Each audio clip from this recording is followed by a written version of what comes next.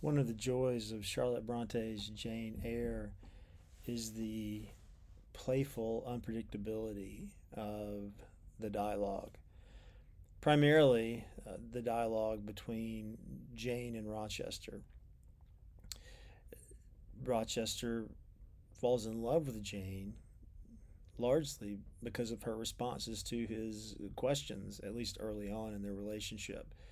He doesn't quite know what she's going to say next. She's constantly surprising him with her responses. Even earlier, Miss Reed, Brocklehurst are often surprised by how Jane responds to their questions. Jane's responses show her to be original, unafraid, and ultimately someone who relies on her intellectual spontaneity. There are some times, however, in the novel where the dialogue falls into a repetitive pattern, and a repetitive pattern that mimics a time honored religious ritual.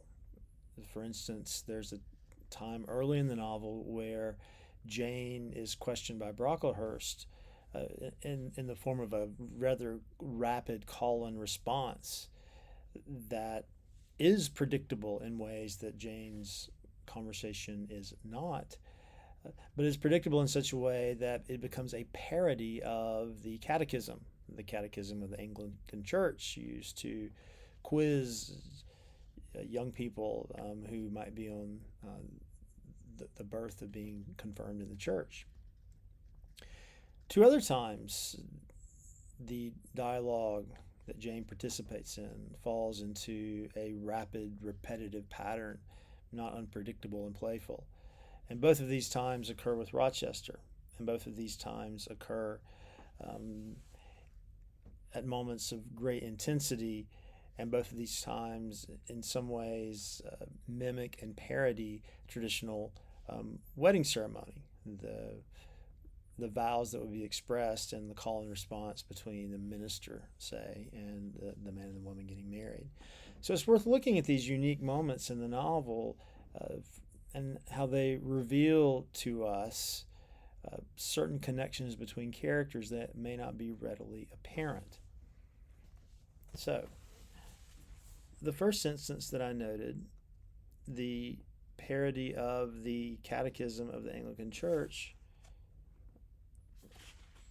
occurs in chapter 4 of the novel, where indeed Brocklehurst comes to Gateshead, the home of the Reeds, and there Brocklehurst desires to ascertain the suitability of Jane as a student at Lowood, the school that he basically manages. Um, and as he's looking at her, Jane, in front of Miss Reed, he says to her, asks, I should say, do you know where the wicked go after death? They go to hell, was my ready and orthodox answer. And what is hell? Can you tell me that? A pit full of fire. And should you like to fall into that pit and to be burning there forever? No, sir. What must you do to avoid it? I deliberated a moment. My answer, when it did come, was objectionable. I must keep in good health and not die. And Brocklehurst says, how can you expect to do this when children die daily? The response is funny. Jane seems to be moving along with the grain of the questioning. She seems to be answering Brocklehurst's rapid fire questions conventionally in an orthodox fashion until when he says, what should you do to avoid hell? The correct answer in the context of the church would be, well, I should try to avoid sin. But she goes, oh, I'll just try to live a long time and not die at all. It In this regard, her answer mocks the formality of the catechism, but ultimately her response mocks the kind of religion that Brocklehurst stands for, which is overly formal and ultimately, in its attempt to be pious, cruel to the young women at Lowood. Now that's all fairly clear, fairly obvious. But what this scene does, strangely, is it puts Brocklehurst and Rochester in a similar position. So on page, well, in chapter 27, this is after Jane has discovered that Rochester is married, and she has decided to leave him because she does not want to become an adulteress. She does not want to marry a bigamist.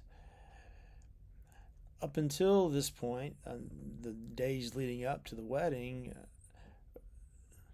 we might say that Rochester, in his own way, has tried to make Jane conform to conventions that are overly formal, conventions that threaten her autonomy, ultimately conventions that want to take away her selfhood, in the same way that the religious conventions propounded at Lowood want to take the selfhoods of the young girls away.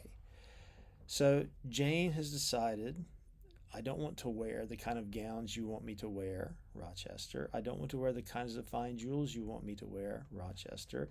Basically, in trying to make me conform to these conventions of gentrified femininity, you're trying to turn me into a Miss Ingram, a Blanche Ingram, a woman that sort of exemplifies the superficiality of the landed gentry. Or maybe you're going to turn me into Miss Rochester. Jane doesn't know at this point, but ultimately you're trying to turn me into your wife, the wife who is Bertha Mason trapped in the attic. So leading up to this, Jane is not content. She's feeling rebellious, even though she says, I'm in danger of worshiping Rochester before I would even worship God. So this is a moment where Rochester is trying very hard to convince her to stay with him, even though he can't marry her. He's essentially asking her to be his mistress and travel the world as lovers out of wedlock. And he says, Jane, you understand what I want of you, just this promise. I will be yours, Mr. Rochester. Jane, Mr. Rochester, I will not be yours. Another long silence. Jane, recommenced he, with a gentleness that broke me down with grief and turned me stone cold with ominous terror. For this still voice was the pant of a lion rising. Jane, do you mean to go one way in the world and to let me go another? I do. Jane, bending towards and embracing me, do you mean it now? I do. And now, softly kissing my forehead and my cheek, I do, extricating myself from restraint rapidly and completely. So on 3 occasions here she says, I do. This is obviously an imitation of what would happen during a wedding, where a minister would ask of the bride and the groom, do you take this person to be your wife, this person to be your husband? I do, I do, I do. But Jane here is saying, I do, not to marry Rochester, but to extricate herself from him.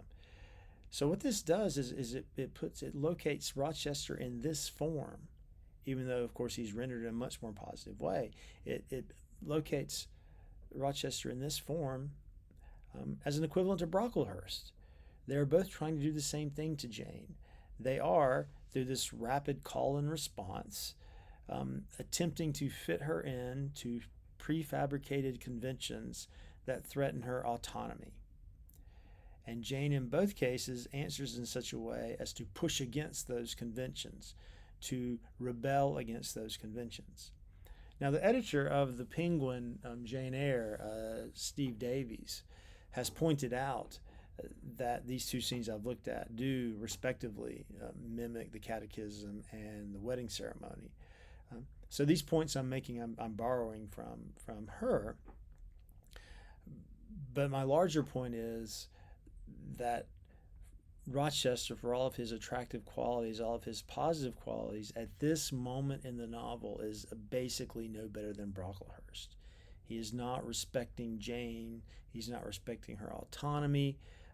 He wants to reduce her to basically a manifestation of what he wants. He wants her simply to fulfill his desire without thinking about how she might feel about herself as an adulteress. Brocklehurst the same, not caring about Jane as an individual at all, simply caring about Jane as being a proper Christian or not. Now, there is a third occasion in the novel, and Davies notes this parallel as well. A third occasion in the novel where there's a rapid call and response, where the language loses its playfulness and predictability, and where the language mimics a traditional call and response ceremony, in this case, the wedding. So finally, Jane, after spending some time with the Rivers and being proposed to by St. John Rivers, has returned to Rochester, finding him, of course, in Ferndean, living alone, except with 2 servants. And he's lost a hand and he's lost his sight. And in this conversation with him, we see Jane reversing the parody of wedding ceremony back when Rochester wanted her to be his mistress.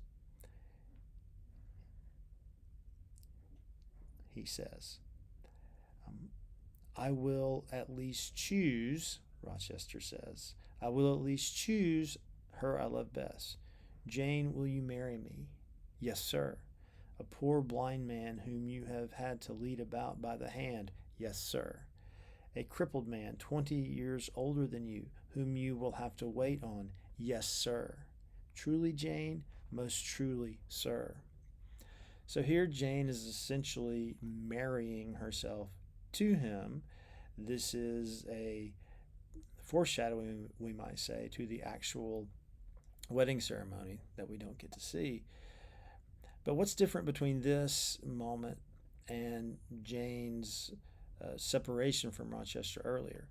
And what differentiates Rochester here from the Rochester we saw in the earlier imitation of the marriage ceremony?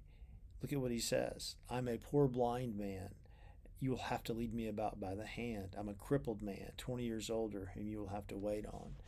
So in this case, Rochester, of course, having been humbled by the revelation of his secret marriage and by his house burning down, Thornfield, and by his physical ailments, he's no longer trying to control Jane. In fact, he recognizes that he is dependent upon Jane entirely.